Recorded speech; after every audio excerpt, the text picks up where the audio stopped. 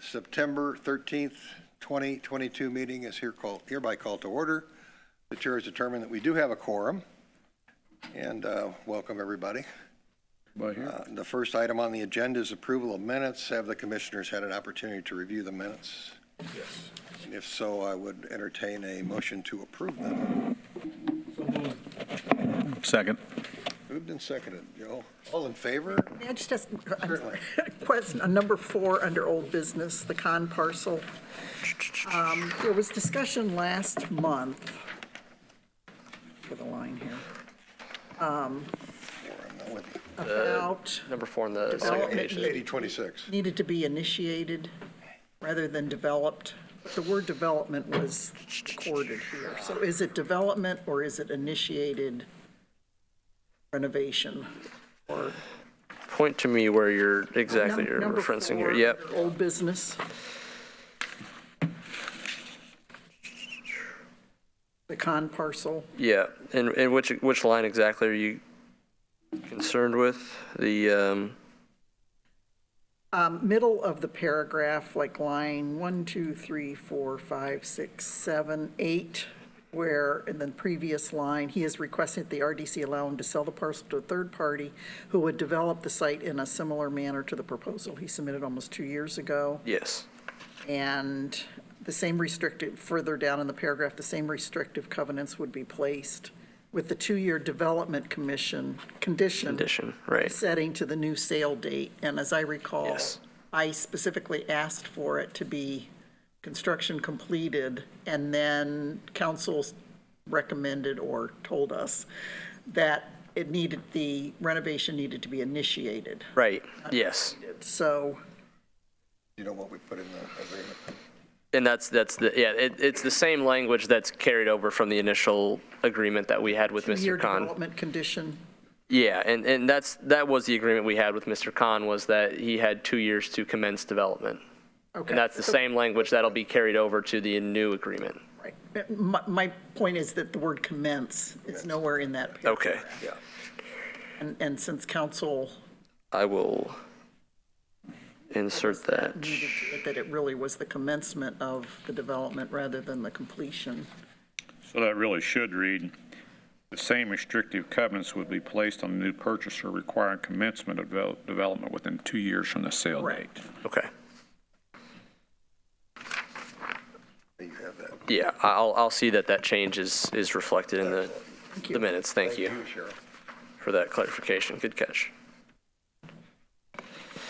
We moved and we seconded, and now we can say all in favor. By show of hands, all in favor? Those Thank you very opposed? much. None? Great. Tyler here. Humphrey's here from the controller's office to, Humphrey is here. yes. Would you like to speak to our claims, please? The cash position, you mean? The claims approval is what he's asking. Claims approval. But you may not Do you have have. any comment on the I claims? do not have those. You do not. I wasn't aware of that. Commissioners, do you have any questions concerning the claims that are presented? They're right there, Humphrey.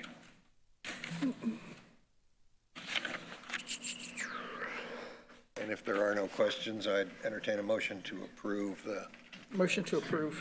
True. second. There, can't we make it there? Second. We've moved, seconded. All those in favor?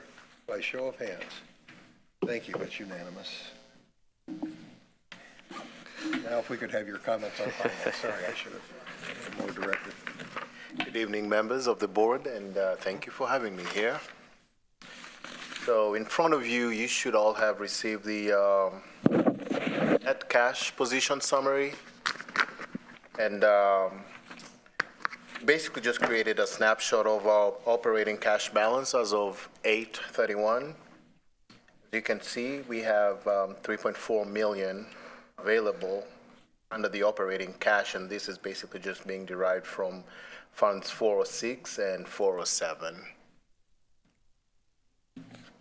And the rest are basically just the 408 and 409 are just the redevelopment debt reserve. We are basically just holding those, the 185,000 and the 250,000. We're just basically holding those until the debt falls off. So for purposes of this meeting, this council, our main focus is basically just the 406 and 407 because that's what constitutes the operating cash balance. And unless you have any questions. I would like to point out, if I may, Mr. President, Yes, sir. to me, the important thing you look at is the $1,225,116, and you compare that to where we were the previous 2 years without the bond. So it shows you that we're running about the same cash balance that we have in the last 2 years and considerably above what was in 2019 and 2018. And then the bond gives us the reserve capacity to do some special projects. So to me, the important number that we watch is how are our TIFs performing, because that's where the 406 largely comes from. And you can see that we're just right on target with a pretty routine performance. And to me, that says that we're not threatened in any way. So that's the way I like to look at that, if that makes sense. Thank you for the comment. Well, thank you. Commissioners, any other questions concerning the cash position? No. Thank you very much. And Mr. Zerner, would you like to continue with old business? Thank you. I'm going to switch your agenda around because Mr. Polar's here and he has some other engagements, and I want to switch him to the front. So if you'd like to bring us up to date on the Trades District Engineering, Mr. Polar from HWC Engineering. I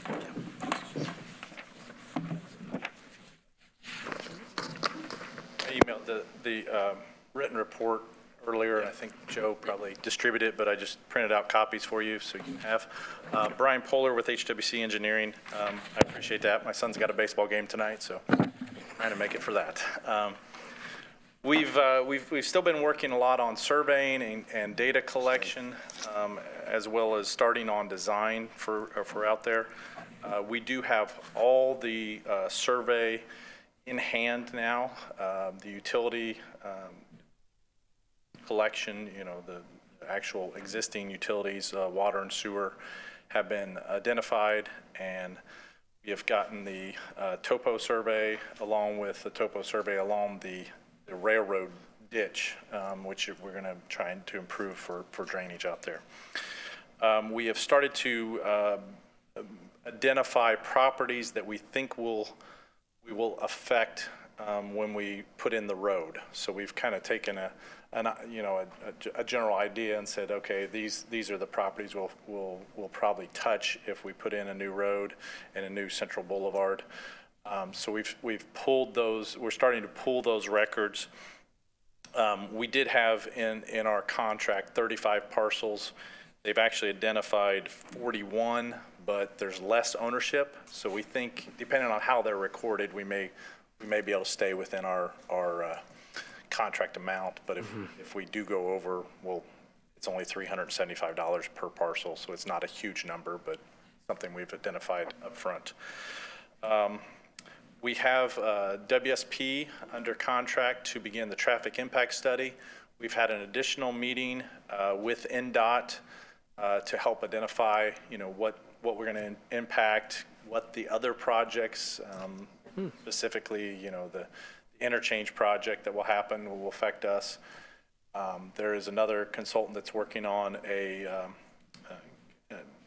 I'll say beautification project, but basically more of the center line of Pendleton Pike and what that will do. And so we've started to begin that work. When they do a traffic impact study, they actually kind of look out 20 years and see what traffic, it's kind of a crystal ball, and say, okay, this is how we see this area developing, and what traffic we think will come in there. So it's a little bit of projecting, but we've taken what was in the master plan per se, and laid out what we anticipate those buildings to be, and kind of we can then put numbers to say, okay, this is anticipated truck traffic, this is anticipated employees, kind of what we have coming in there. Originally, NDOT had said if we do a central boulevard, Pendleton Pike, they didn't want it signalized. They've now come back and said they'll entertain that being signalized. So we're looking at that, and we'll have to be able to lay that out in the future. But that's making good progress. We don't have really an update on the barrier sound wall, but we anticipate as we move forward with the ditch design along the railroad that we'll have a schematic, a general idea of where that will be. We may want to, at some point, we'll talk with Sri and Dan in the next couple weeks, but we may want to move that forward if we're going to be doing some ditch work and already touching the railroad. We may want to just go ahead and move that into full design. So something we'll come back to you about. We do have Metric Environmental, one of our MBEs, working on the wetlands analysis. So looking to see if there's any wetlands that we will touch along the railroad. And then the main work we've been doing is looking at the hydraulics out there when it comes to stormwater and developing that ditch in the back so we can get that out to bid. So with that, I don't think, we do have a meeting scheduled with the city engineer Sri and Dan on the 29th at 11 o'clock in Sri's office. I think it's where we had planned to meet at. We think within the next week or so, we'll have a preliminary design on that ditch, and we can start talking about that. And then hopefully by that time, we can have some preliminary layouts on the road. With that, I'll entertain any questions. A question I'd like to point out to the group at the top of Brian's page, you can see where their contract amount was $598 and they've billed $162,000 to date, just to keep you up to date. And most of that's been survey work and the stormwater design, preliminary design. As you'll hear about on and off, the trades district is getting a tremendous amount of attention right now from the public and private sectors both. Starting to see some real estate stuff move. It's really catching a lot of attention. No roadblocks. No roadblocks yet. Excellent. That's good. Kind of a little bit off the wall. When do you think you'll start working on the ditch? That's probably a better question for me than it is Brian. Okay. I think our plan, our view as a city and for the RDC, assuming you approve it, to me that's the cornerstone of getting this thing started. We're expecting to have this meeting on the 29th and review their preliminary design. If everything is the way we think, Brian, what would you anticipate, another 60 days to complete construction documents? I'm planning on mid-November is what I have on my calendar right now. We're planning on bidding it in January. Having that ready, That's what I'm looking for. ready to go out and bid. Bidding it next? January is usually your most favorable month. Yeah. So we'd plan on bidding in January for probably a March start. Excellent. Thank you. Some of that will depend on what we need to do with the railroad and how we coordinate with them and how much we impact them. I think we're off enough. What do you mean when you say what we need to do with the railroad? The railroad, I have a lot of experience with that. The railroad will require us to have their personnel on site at X number of dollars a day and coordinate with them. That is their main double track all the way across the U.S. coming through there. We have to be so many feet off not to impact them. Yeah. They may have certain traffic around, so coordination with the railroad will be extremely significant. And that ditch, over the years has kind of probably moved, and whether it's on railroad right away or on Sure. private property right away. So that's what we're trying to work out and coordinate with them. But I don't see that really holding us up, but it just will add expense. Great. Thank you very much. I have a question, just out of curiosity, about the wall, the barrier wall, sound wall. Is it on the north or south side? Will it be on the north or south side of the railroad? North side of the railroad. North side. Or south side of the railroad. South side, yeah. South side of the railroad, right up against the trades district. Okay. The other thing I would think it's important for you to know is we do have easement along most of that.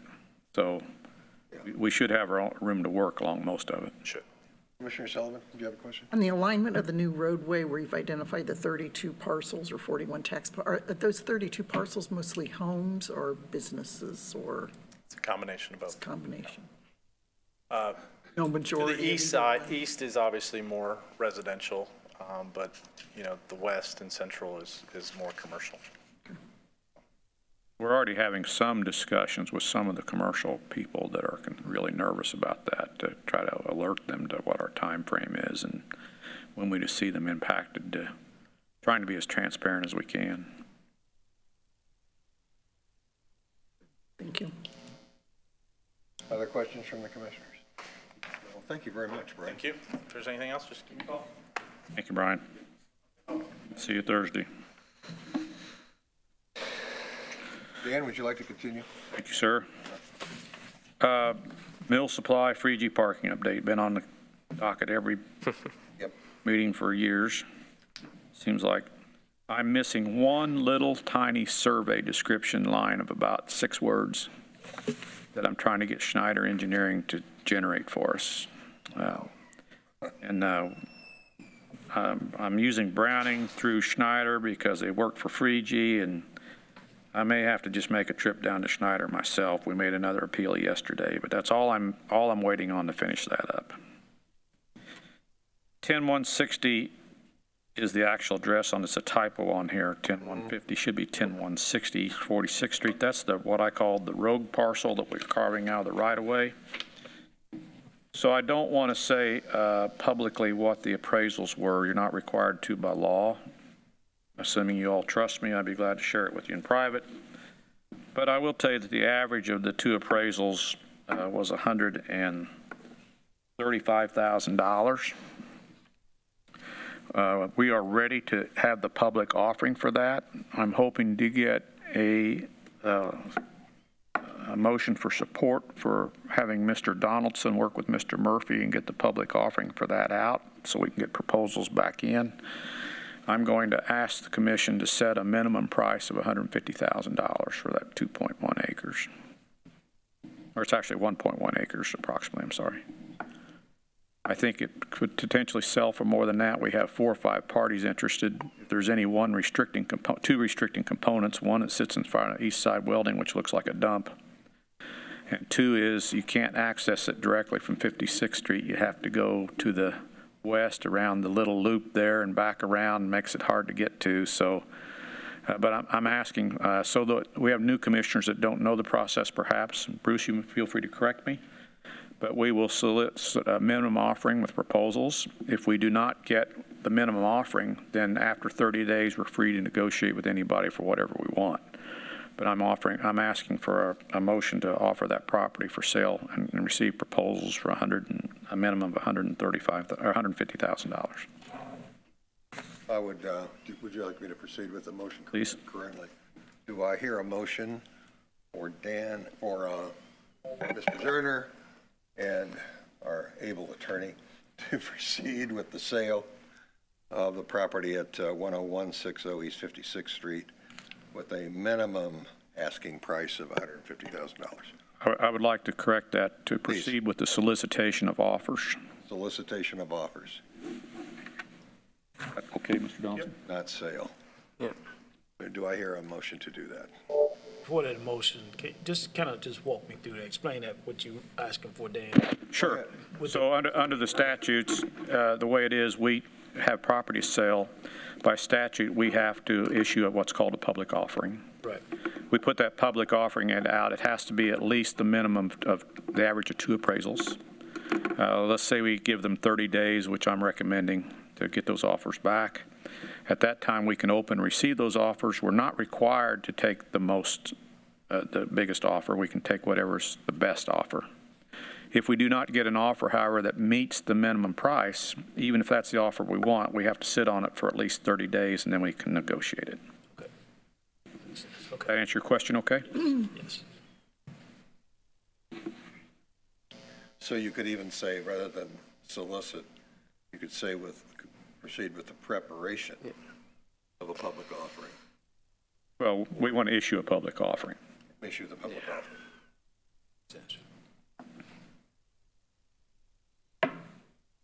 Do I hear a motion?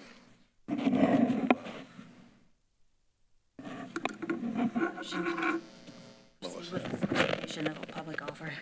Do I hear a second? Second. And a second. All those in favor by show of hands, please. Unanimous.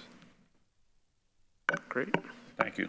Thank you. So, Mr. Donaldson, you're hereby authorized to start that for us, please. Will do. I have the survey. Anything else you might need, I have. Just let me know what you need. I wanted to point out to you, 8150, 8102 Pendleton Pike was the old car wash. And again, we have our new people that weren't here, but about a year and a half ago, this commission did appraisals and environmental and to entertain the purchasing that because it's such a critical piece we felt like to the city's infrastructure. It appraised at the time for around $700,000, $680 if I remember, $670. That they wouldn't budge off of $800 or $850, and the commission didn't want to pay a premium for it. I don't know whether you've noticed they've started boarding the front of that up, and they're advertising that as office space. Right. And the city has not received any remodeling permits, requests, or anything. It's kind of weird right now. We're monitoring that pretty closely, so I just thought I'd let you know that it's interesting how that's being played with at the moment. I'm not sure it's necessarily in our best interests, but we're watching that. Changes by the week. Yeah. Racetrack. If you all noticed, they did put up a sort of a sign, a vinyl sign that said coming soon. I might point out to you that I was in a meeting in Hancock County and the racetrack officials were there. They're putting up another racetrack at McCord's at the Mount Comfort exit of I-70, right next to the Wendy's, right there at the roundabout. It'll be behind ours because they need some NDOT property in there. You imagine how that goes, getting that transferred. But anyway, I mentioned to them the other day that I was getting concerned that the weeds were going again and we weren't seeing much change. So I got a correspondence from Alan Bell, who's the officer's racetrack, said they've authorized another round of cleanup, but they are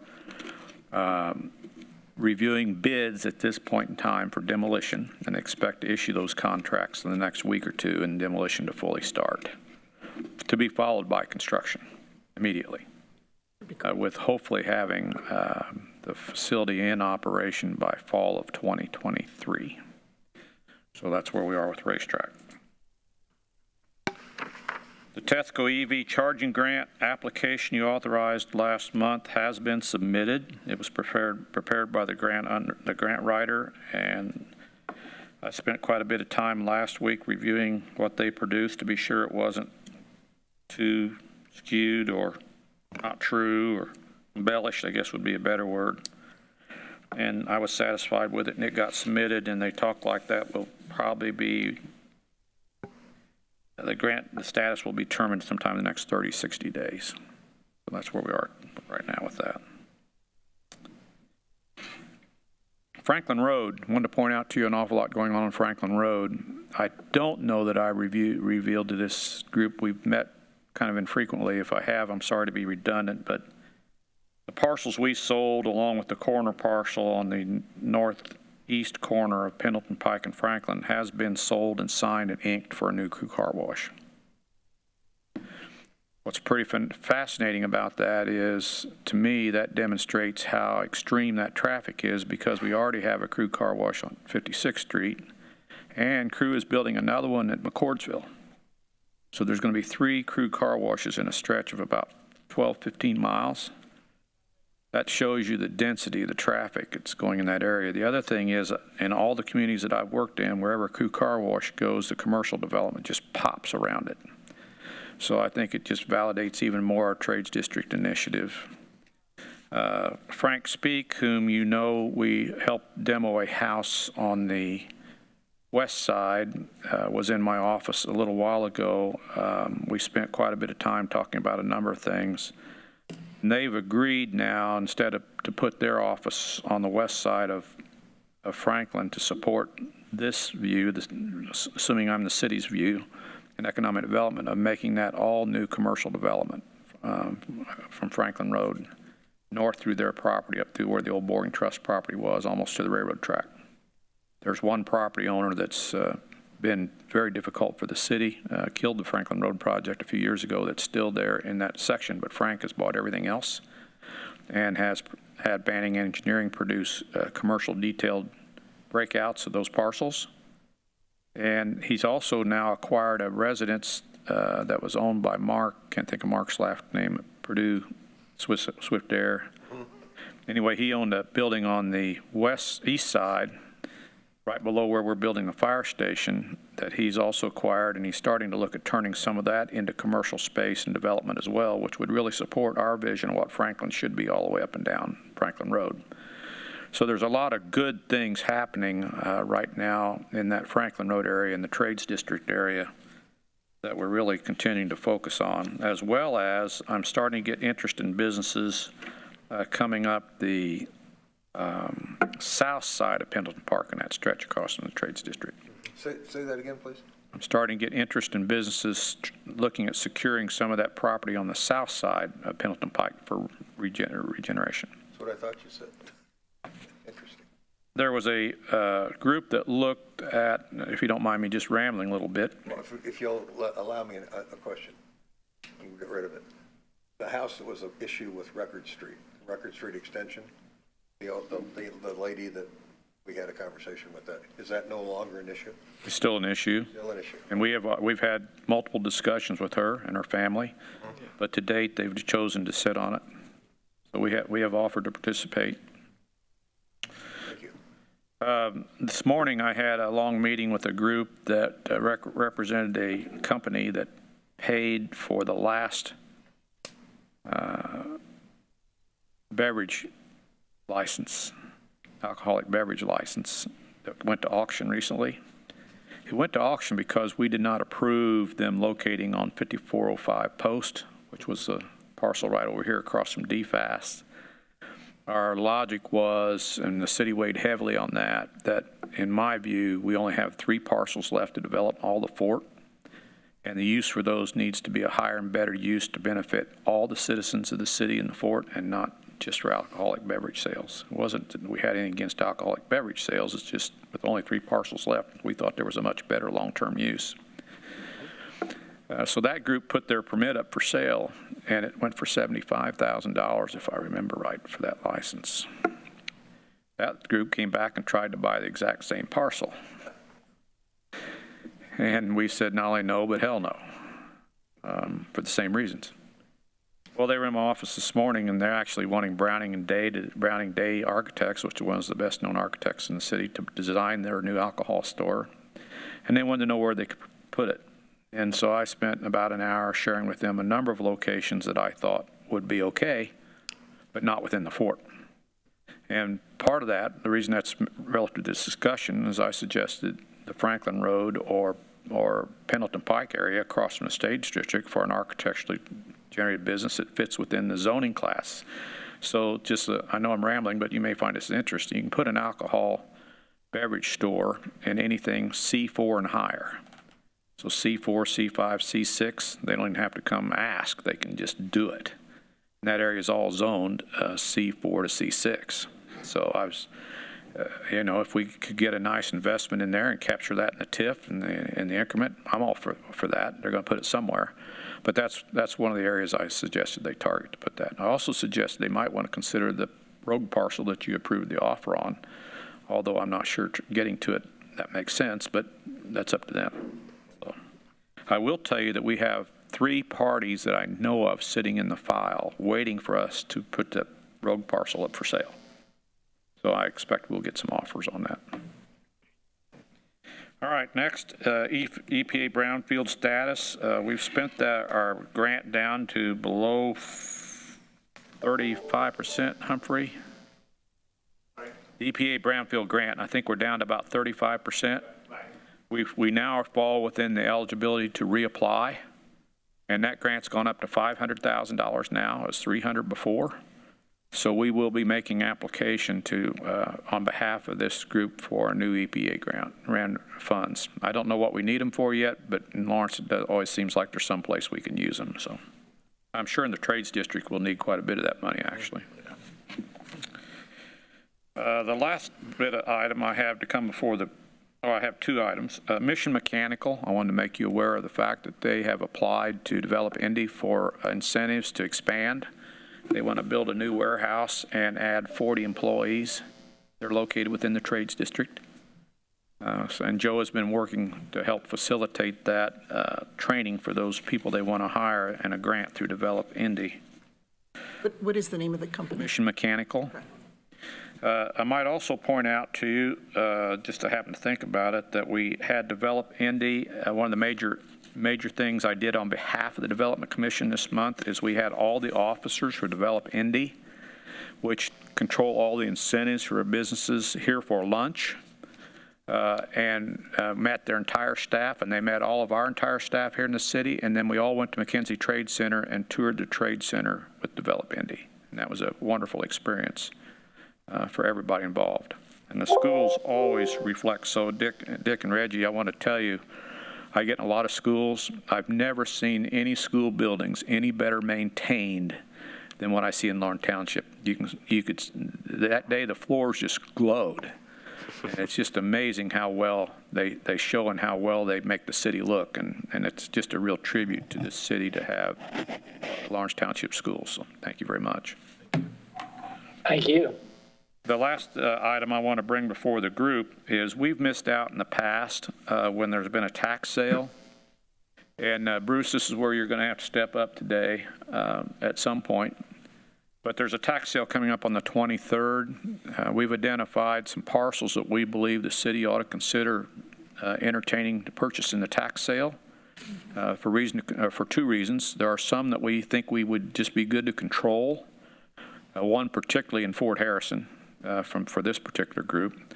But there are also some that I don't know that are on Joe's list. He's working with now Deputy Mayor Hoffman to look at 4 residential parcels that are totally blighted. They're terrible. We need to get them to where we can deal with them. And I think I shared with you last month what's hard to do because they just pay enough taxes that keep them. Well, if they go to tax sale and we have a chance to buy them and end up with them, and where we can demolish the homes or clean up the property, turn around and sell them, get our money back, that would be a good initiative. But I've asked Joe today to particularly speak to you relative to the properties we believe the RDC ought to consider taking in tax sale.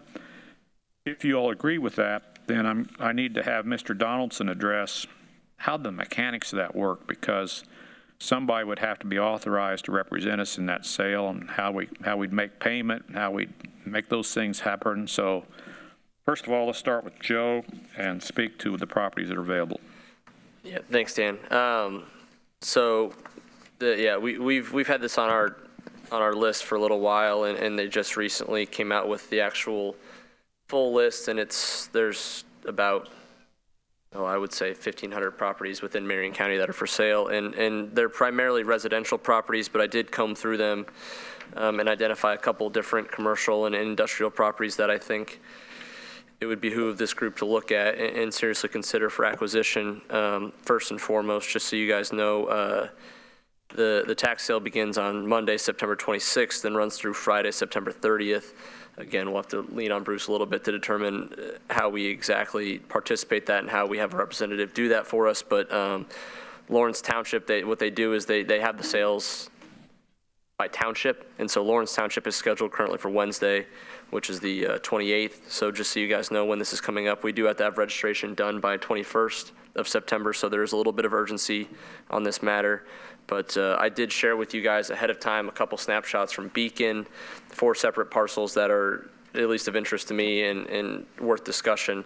The first 2 are 7301 and 7331 East 46th Street. These parcels are adjacent to one another. One of them has a warehouse facility and parking on it, as well as a retention pond for stormwater. And then the adjacent parcel is a triangular shaped parcel, which is currently part green space, part wooded space, and backs directly up to I-465. It's obviously a really high visibility parcel, and it's currently got a really kind of a low use on it. In total, it equates to about, where's the acreage here? Hold on one second for me. There it is. It's about 4 acres in total, 1.8 and 1.3 respectively between the 2 parcels. And the important part about this is that we do control, to some degree, the development directly south of this. This is the parcel that sits directly north of the Nidco and Kaido properties that we've been working so hard to develop off of Shadeland Avenue. So further controlling the acres directly above that, I think, could be useful for this commission. Again, we'll have to have Bruce weigh in, because I do believe that it's directly outside of the TIF district, so how the RDC gets involved in that process through the city might be a question that we have to consider. But that's the first 2 parcels. The second parcel, or the third parcel, is located on Pendleton Pike, 7925 Pendleton Pike. This is directly south of the Trades District, on the south side of Pendleton Pike. It's one property west of the intersection of Pendleton Pike and Franklin Road. It's currently in operation as a small auto dealership lot used car sale lot. It's just over a half an acre in size, and it has direct curb cuts and access onto Pendleton Pike.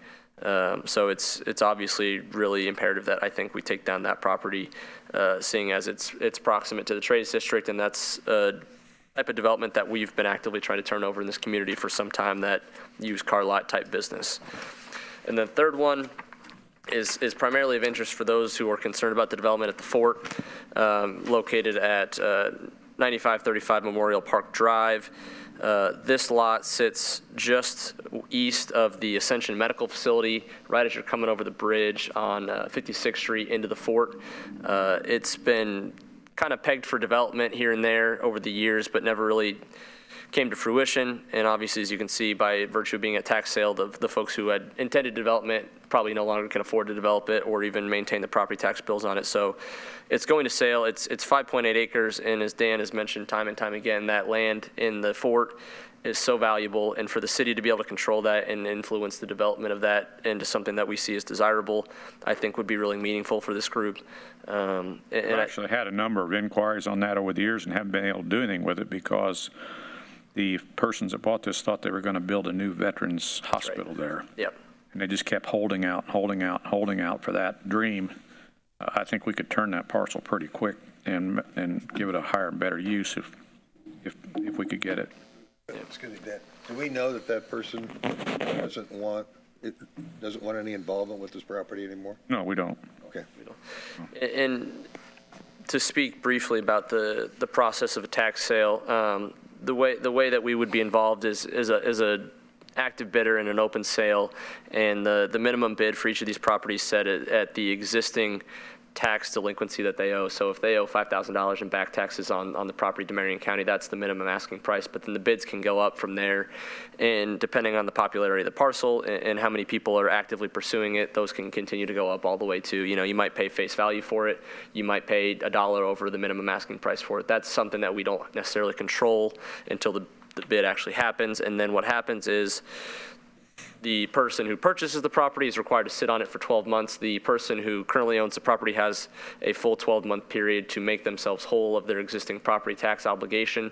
If at any point in that 12 months they do fulfill that obligation, they can recoup that property and make it theirs again. If they do not, at the end of that 12-month period, then the purchaser at auction can redeem that and receive a deed from Marion County, and it becomes their property to do with what they want. During that 12-month period, you're not allowed to actually access the property or begin to make development changes to the property, but you can access it to maintain it for aesthetic purposes. So cutting the grass, boarding up windows if people are throwing rocks in windows, et cetera. So there are some restrictions on it, but that being said, I think that these are for at least parcels that are worth discussion at this point. How does the person buying it, Bruce, if let's just say you pay $10,000 for the taxes and the people come in and pay the taxes, how do you get paid whole? How do you get whole for what you contributed? Marion County holds that, and they'll return that to you plus 5% interest. Okay. So you do get your return, whatever you pay up front for the property at the time of auction. You've done some studying, haven't you? A little bit, yeah, a little bit. But that's all I have, Dan. I mean, do you want to have open discussion? That's good. That's why I love him. Yeah, right, there you go. Just by the way, the gentleman we're talking about is our neighbor right over there. That's who owns the property now. Tom Burns, yeah. So anyway, that's what I think we should consider. There are 4 critical parcels to what we want to do. And now, Bruce, if you would talk about the challenges. Yeah, honestly, and Joe probably knows more about this than I do. I haven't had a whole lot of experience with tax sales, but the one thing that pops to my mind that's a concern is that normally under the redevelopment statute, we have to have 2 appraisals before we buy property. Yeah. And I don't know of any exception to that. I can take a look to see if there's some kind of exception for a tax sale, but I don't think so. Okay. And so that's a short period of time to get appraisals. Well, we wouldn't want to pay for appraisals probably anyway, so. Yeah. No. Let me check on that. Check the statute and see if an RDC can buy See if we can figure out a way around that appraisal requirement. That's the one thing that I'm a little concerned about. What do you mean with? The Economic Development Director in years past, the person serving as Economic Development Director for the city of Lawrence acquired properties in this fashion. past. How did we do it then? I don't know. Don't know. Okay. So the question becomes is, we don't have another commission meeting between now and that time frame. Correct. I guess, let me stop just right here and ask the commissioners, just generally speaking, do you think this is a crazy idea, a good idea? Is it something you'd like to see us do? I'm sorry, I should, No. commissioners, what do you think? I think it's a great idea. Yeah, just a good idea. Especially if, depending on the price that we can get it for and depending on the parcels. I guess if we look at priorities, where would those priorities be? So the priorities, in my view, would be the Pendleton Pike site, the car dealership site, because that definitely will help clean up that area. And then the second would probably be the Fort Harrison. To me, I'm not as excited about the two that run together. Yeah. And I'll tell you why here in a minute, but I think the Fort site and that one on Pendleton Pike are definitely must if we have the means to do it. What's happening, I think Perpetual Group owns the building in front of the site, the Fort Harrison site. What is anything happening with that building that could impact this other site? I can't answer that. I don't know. Oh, no? No. They had But if we bid on it, we're going to learn a lot. yeah, well, public record showed a $446,000 loan out on that site as of November of 20. Now, another way we might be able to acquire that Private loan. site if the RDC can't do it is we might be able to acquire that site through the Fort Harrison Reuse Authority. I don't know whether they have the same exact statutes or not. They're a little different, and they're a little more flexible, so you can look into that. But we need to look into it pretty quick. Yep. But I think I think we'd have the support of the board and the Fort Harrison Reuse Authority where they might exercise that if it's difficult for us to. First two properties that you mentioned, you said were outside the TIF district. So does that create a challenge? I don't And you see how it creates a challenge unless you do, Bruce. No, as long as the property is within the city and it, you can view it as serving or benefiting the TIF district, fine. Okay, thank you. So I'll just go ahead and address why I'm not too interested in those properties. One is the area that you see in the triangle is just useless. It's wetlands and heavily wooded. The second is that we have two proposals right now for the Kaido property, which we've worked on the last couple of years in that vision. One is I've said no. One of them's proposing a storage complex, different storage units that basically want to turn them into man caves where you can rent it and put your TV and your stuff in it and kind of have a weekend place to party and be away from whatever. And I've said no. And first of all, we don't need any storage. Second of all, I can only imagine. And third, we don't have the sewage capacity to be hooking each one of these storage units up for bathrooms and stuff. But the second one I'm really excited about, it's a national landscape firm that has submitted this beautiful proposal of how they want to take our parcel for access that we've agreed we would provide to that and totally landscape and beautify it to Shaylin and have a gorgeous, beautiful, giant landscape retail store and service center behind it and employ up to 50 new people. And it would be a really nice project for that parcel and not impact the neighborhood negatively, and I think we can get the rezoning done. So that's the proposal I'm expecting to come from you right now. I approved it last week for them to move forward with the purchase agreement. So we'll see what happens with that. But the long and short of it is the two parcels are on the north side of that. I don't think they're needed or necessary for anything we're trying to get done here. Question I was wondering. Okay, got it. So Proceed if we can. So I guess what I'm asking is there a way we procedurally give Bruce the authority to represent us in this tax sale since we won't be meeting again till then? Or what we have to do, Bruce, or how does this have to work? Well, first, I think we have to determine if we can get around the appraisal requirement. Assuming you can, then I think authorizing some of us, some staff to participate, and I assume you would want to put a cap on what we can go up to with respect to each parcel. What, Bruce, could you see if there's a way that the city of Lawrence, I mean, not RDC, not FHRA, the city of Lawrence wanted to acquire a distressed property in a tax sale, how the city could go about doing it? Okay. No, the problem is that then you're involving the council and the funding. Would you? Yes, there's no other way around it. The council, Because of the funding. Yeah. All right. it'll never happen. Yeah, no. What was what was the deadline on that? You said the I agree. 28th? Or We what? have until the 21st to register. 21st? And then Okay. the sale begins on the 26th.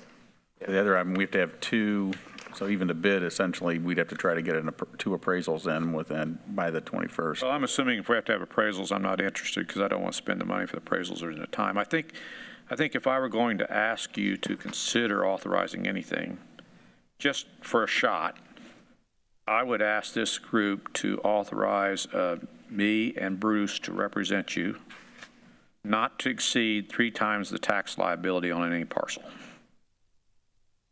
And that way, it gives us some latitude. It may not be enough to make a purchase, but if we decide we want to make a purchase, and if Bruce determines we can make a purchase, and if it gives us a chance to maybe have a shot at buying a piece of property just because of the legality of it, as an example, that even that small corner on the car lot's probably worth $300,000 where it sits, and if the tax liabilities. To give you a frame of reference, Beacon has it at an estimated total valuation of $216,000. What's the tax liability?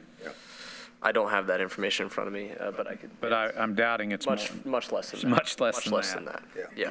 So I'm just, and if there's some a way like that, you can get comfortable of authorizing us to act if it makes sense, and if we're allowed to, I just think it'd be good to do that on your behalf. Now, let me be clear though, so we know that these are, so we're really talking about 2 properties, right? Right. 46, we done with that, so we're talking about 2 properties. Sir. And we do understand the importance of where those properties are for the future, what we're trying to do in this district. Correct. What's the cost of appraisal? Why would we let appraisal stop us from getting 2 key properties if that's what it takes? Well, for one thing is we can't get them done in that time frame. No way to expedite appraisal. No way to expedite that. Not in a week. Yeah, that was my reason I was asking too. I just got an expedited appraisal on a commercial deal, a big deal, and it took me 3 weeks to get it. Okay. It's time more than anything. Yeah. And In using this year parameters, you wouldn't, but you would never exceed this appraised valuation. no. No. Well, and that's another way we could do it is not to exceed 50% of the appraised valuation. Right. But we just don't have the opportunity to advertise, have another meeting, figure this out. No. So if it's something you want to do, we need to have some flexibility here, or otherwise we just don't worry about it. And I'm not offended either way we go. I just represent you. I don't see how we cannot be part of it, whatever it takes, given where these properties are located. I'm sensing emotion. It's the language for the motion. Yeah, what's the language? And what's that cap? Statute, yep. And what's the cap? All you're doing, I think, is authorizing Dan. Well, here's how I will paraphrase it so you can be thinking about it. I think the motion has 2 components. Right. Your motion is to authorize your attorney to Donaldson. Mr. Donaldson to determine if the RDC can participate in the bid process without appraisals. And if so, authorize Mr. Donaldson and myself to represent you submitting bids for those properties not to exceed 50% of the appraised value. There you go. How do we have appraised value? We haven't done Well, it's not the appraised value, it's He's talking about assessed value. the assessed valuation. The assessed Yeah, value. The assessed valuation. The assessed value. Well, on these sheets, they offer, Bruce, Good question. they offer Yeah. appraised value. They offer an assessed value. It's the assessed value, it's not the This is appraised tax assessed value. All right, said appraised. And we don't know the value. I'm tax looking at right here, obligations this on it. valuation I'm over here. looking at this. Oh, Usually, I don't know if we can rely on that necessarily. We have to use Beacon's assessed value as shown in the tax report. That's the only thing we can Yes, use. they say Or the delinquency, we don't know the delinquency on their amounts. sheet, I'm sorry. We don't know the delinquency amounts. No. I can, yeah, We can look them up, but as a frame of reference, I think the 50% valuation number makes more sense, but as a frame of reference, a lot of the numbers that I remember looking at in this ballpark were in the $2,500 to $7,500 range in terms of where do property taxes. So, but if we could purchase them even at a third of their actual value, it'd be a real bargain. So it's determination of what we can do, and then if we can do something, represent us in the acquisition, not to exceed 50% of the appraised valuation. Assessed valuation. Assessed valuation. I keep saying appraised. Yeah. Sorry. And so if I'll stab at it. Please. I'd like to make a motion to authorize a legal evaluation to determine if we can bid and purchase without the appraisal requirement as the RDC, up to 50% of the assessed value for the two identified properties. do we have a second? I might suggest that you specifically specify Mr. Donaldson, myself, and let's add Mr. Murphy to that. Definitely. Yeah, and the addresses. And Yes, I've got it. Joe's got it. Yeah, you got the addresses? You got all that? Okay. I'll be sure that it's, correctly reflected. Do I hear a second? I second that. By show of hands, all those in favor? Unanimous. Very good. Any other business to come before? Dan, you're out of agenda items. I'm complete unless there are questions from the group. You have something, Humphrey? Great. Our deputy controller has something for us here. Oh, good. I just wanted to clarify for the record regarding the EPA funds and how much have been spent down. So our accounts payable executive has not been in office this week. I believe she comes back tomorrow. And I just want to make sure that I get the exact percentage. She's aware that it's supposed to be spent down, but I don't know how far down she spent it yet because she never really. Well, we actually got the new report last week from BCA. So it's at 30? It's around 35%, something. Okay. I just wanted to be. What does it have to be, Dan, to reapply? We had to be down about where it is right now. Okay. Yeah, so I think we're going to be okay. Okay. Sounds good then. I can distribute that report to everybody. Okay. Thank you. Thank you. Any other business to come before the commission? Hearing none, I would entertain a motion to adjourn. So moved. Second? Second. Second.